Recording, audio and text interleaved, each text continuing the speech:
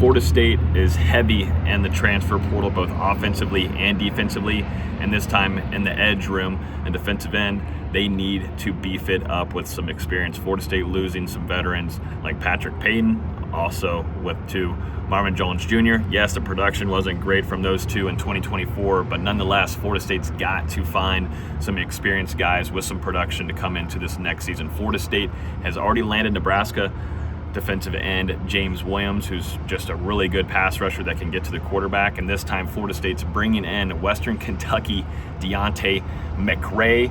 In 2024, he recorded 59 tackles, a career high, for 3 tackles for loss, 2.5 sacks, and 1 blocked kick in his 14 starts. He graded out at a 76.1 per PFF. He had 519 snaps with a missed tackle rate of just 3.2%, which should excite FSU fans, as we know the struggle of Florida State's tackling this last season. He's 6'4", 245 pounds, and will have 2 seasons of eligibility remaining, so this will allow for Terrence Knighton, Florida State's new defensive lines coach, to do some developing with him, and it does seem like both sides are really happy about joining in tandem.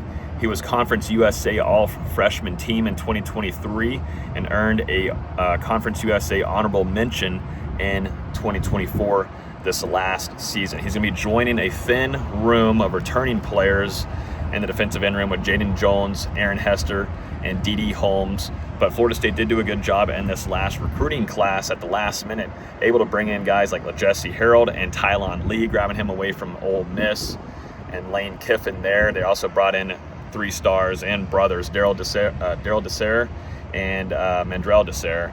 But Florida State, like I had mentioned earlier, bringing in Nebraska defensive end James Williams, who just loves causing pressure, man. He can get to the quarterback, and that's something Florida State really, really needs going into this 2025 season. They lacked that, and definitely with what Florida State has coming back to and inside the trenches with Darrell Jackson, Florida State put in a lot of focus on what they need to do and building in some pressure and some big boys on the defensive side of the ball on that front. So Florida State, I think this is a solid grab for the Seminoles. Certainly going to do a good amount of developing, and interested to see how Florida State and Coach Terrence Knighton utilize him in that 3-3-5 defense under Tony White, Florida State's new defensive coordinator. Let me know about what you think about the commitment down below.